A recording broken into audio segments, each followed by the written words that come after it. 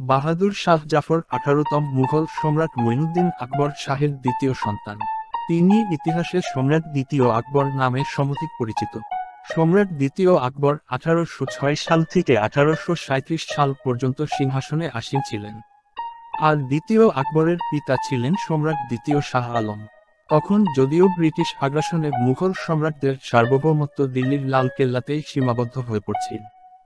বাহাদুর শাহ জাফরের জন্ম হয়েছিল লালকেল্লায়। 1775 সালের 24শে অক্টোবর জন্মগ্রহণ করেন তিনি। তার মা ছিলেন সম্রাজ্ঞী লালবাই। ব্যক্তিগতভাবে বাহাদুর শাহ জাফর একজন গুণী মানুষ হিসেবে পরিচিতি পেয়েছিলেন। তিনি একজন দক্ষ ক্যালিগ্রাফার, আধ্যাত্মিক কবি ও ধর্মীয় সাধক হিসেবে সকলের শ্রদ্ধাভাজন ছিলেন।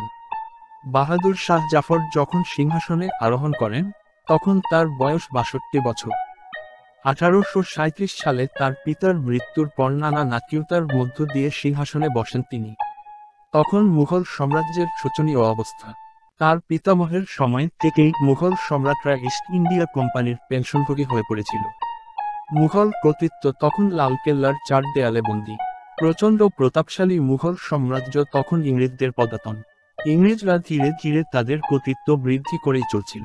মুদ্রা থেকে সম্রাটের নাম বাদ দেওয়া, দিল্লির নিয়ন্ত্রণ সম্পূর্ণভাবে করায়ত্ত করা সহ ধীরে ধীরে মুঘলদের নাম সমূলে উৎখাতে সচেষ্ট হলেও সম্রাট হওয়ার পর বাহাদুর শাহ জাফর জানতেন তার সীমাবদ্ধতা। কিন্তু কিছুই করতে না পারার হতাশা আর হাহাকার ভুলে থাকতে তিনি কাব্যচর্চায় সময় কাটাতেন। তিনি ছিলেন একজন উচ্চমানের কবি। তার অনেক কবিতা এখনও উচ্চারিত হয় মুখে মুখে।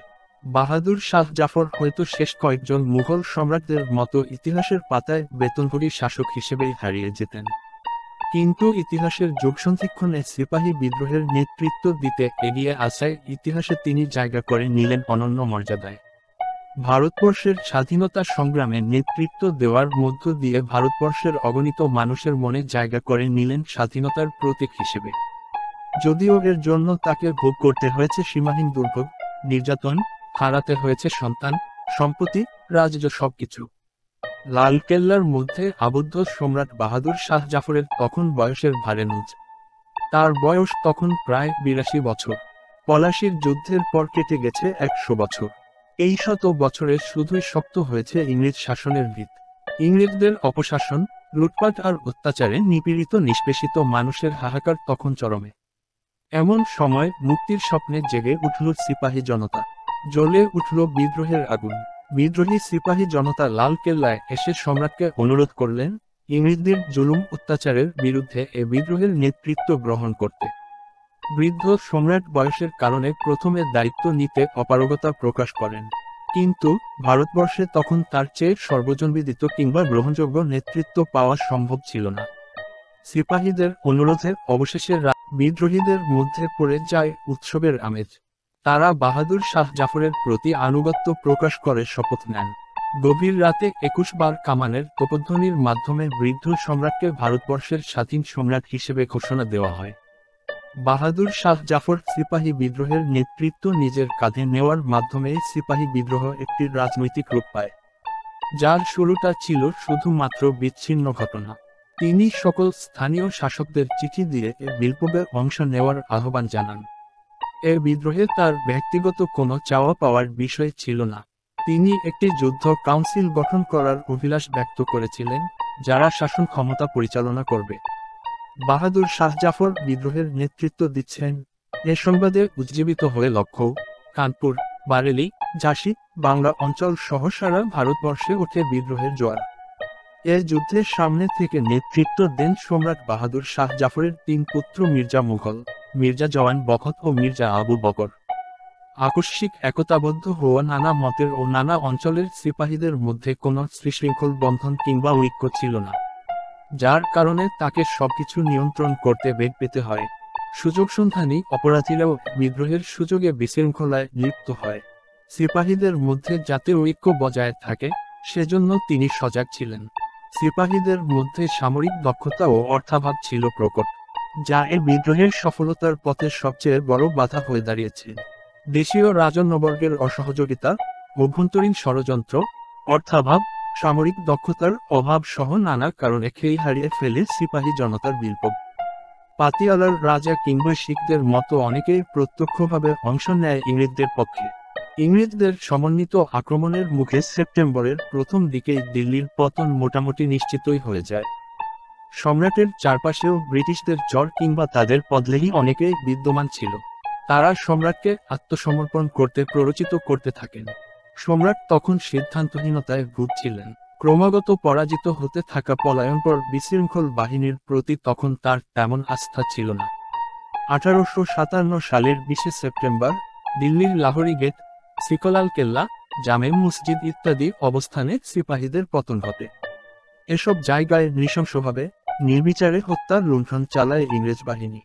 বাহাদুর শাহ জাফর প্রথমে নিজামুদ্দিন আউলিয়ার মাজারে অবস্থান নেন এবং পরে পরিবারের সদস্য ও প্রায় হাজারখানেক সিপাহীদের সাথে আশ্রয় গ্রহণ করেন পূর্বপুরুষ সম্রাট হুমায়ুনের সমাধিতে। সেনাপতি বখত খান, মৌলভী সরফরাজ আলী সহ অনেকেই সম্রাটকে দিল্লি ত্যাগ করার বিষয়ে অনুরোধ করেন। সম্রাট হয়তো তাই করতেন, কিন্তু মির্জা এলাহি বক্স, হাকিম আসানুল্লাহ খান সহ ইংরেজদের হয়ে কাজ করা অনেকেই তাকে একরকম বাধ্য করেন ইংরেজদের কাছে আত্মসমর্পণ করতে। শেষ পর্যন্ত বৃদ্ধ সম্রাট ইতিহাসের যোগসন্ধিক্ষণে দাঁড়িয়ে বাধ্য হলেন হাল ছেড়ে দিতে। 21 সেপ্টেম্বর ইংরেজ সেনাপতি হডসনের নেতৃত্বে একদল ইংরেজ সৈন্য তাকে পরিবারের সদস্যসহ গ্রেফতার করে। গ্রেফতারের আগে যদিও বন্দী সবাইকে সম্মান ও নিরাপত্তা প্রতিশ্রুতি দিয়েছিলেন হডসন, কিন্তু বিজয়ী বাহিনী হিসেবে তাদের এই প্রতিশ্রুতি পালন করার কোনো বাধ্যবাধকতা ছিল না। ইংরেজরা বাহাদুর শাহ জাফরের দুই পুত্র মির্জা মুঘল ও মির্জা খিজির সুলতান, তার নাতি মির্জা আবু বকর সহ অসংখ্য মুঘল বংশধর, জাফরের দরবারের লোকজন এবং বিদ্রোহের পক্ষে থাকা সৈন্যদের নির্মমভাবে নির্বিচারে হত্যা করে। শুধু হত্যা করেই ক্ষান্ত হয়নি তারা, বরং তার দুই পুত্রের ছিন্ন মস্তক সম্রাটের কাছে পাঠিয়ে দিয়ে নিষ্ঠুরতার নজির স্থাপন করে তারা। ব্রিটিশ ফৌজি কমিশনের দ্বারা 1858 সালের জানুয়ারিতে সম্রাট বাহাদুর শাহ জাফরের বিচারের নামে এক প্রহসন অনুষ্ঠিত হয়। 9 মার্চ কমিশনের চূড়ান্ত সিদ্ধান্ত অনুযায়ী সম্রাটকে ব্রিটিশদের বিরুদ্ধে বিদ্রোহ, হত্যা ইত্যাদির অভিযোগে অভিযুক্ত করে রেঙ্গুনে নির্বাসনে পাঠানোর আদেশ দেওয়া হয়। বয়স বিবেচনায় মৃত্যুদণ্ড দেওয়া হয়নি বলে কমিশনের সিদ্ধান্তে জানানো হয়। আর এর মাধ্যমে আনুষ্ঠানিকভাবে সমাপ্ত হয় ভারতবর্ষের মুঘল শাসনের ইতিহাস। এরপর ভারতবর্ষের ইতিহাস থেকে একেবারেই হারিয়ে যান মুঘলরা। 1858 সালের অক্টোবরে সপরিবারে নেওয়া হয় রেঙ্গুনের পথে। 13 নভেম্বর তাদের নিয়ে আসা হয় এলাহাবাদে। সেখানে থেকে জাহাজে করে পাঠিয়ে দেওয়া হয় রেঙ্গুনে। সেখানে একটি পরিত্যক্ত বাড়ির কক্ষে শুরু হয় ভারতের শেষ মুঘল সম্রাট বাহাদুর শাহ জাফরের নির্বাসন। আয়সী জীবনযাপন অভ্যস্ত বাহাদুর শাহের শেষ দিনগুলো কাটতে থাকে নিঃসঙ্গতা, কষ্ট আর মানসিক যন্ত্রণায়। ভাগ্যের নির্মম পরিহাসে মুঘল সালতানাতের হতভাগ্য সম্রাট দৈনিক 11 টাকা বরাদ্দে দিনাতিপাত করতে লাগলেন সেই পরিত্যক্ত কাঠের ঘরটিতে। শেষ জীবনে বাহাদুর শাহ নিজের সকল ব্যথা ভুলে থাকতে অধিকাংশ সময় স্রষ্টার ধ্যানে কাটাতেন। 1862 সালের 26 অক্টোবর তিনি গুরুতর অসুস্থ হয়ে পড়েন। অবশেষে 1862 সালের 7 নভেম্বর তিনি নশ্বর পৃথিবী থেকে বিদায় নেন। বাহাদুর শাহ জাফরের নীরব প্রস্থানের মাধ্যমে উপমহাদেশের ইতিহাসে যোগ হয় আরেকটি দীর্ঘশ্বাস। যদি বাহাদুর শাহ জাফর সফল হতেন, যদি সিপাহী জনতার বিদ্রোহ ভেঙে ফেলতে পারত ইংরেজ শাসনের শেকল, তবে হয়তো ভিন্ন হতো এই উপমহাদেশের ইতিহাস। কিন্তু সিপাহী বিপ্লবের ইতিহাস শেষ হয়ে যায় পরাজয়, বিষাদময় সমাপ্তিতে। এর সান্ত্বনা খুঁজতে চেয়েছিলেন হয়তো সম্রাট বাহাদুর শাহ নিজেও।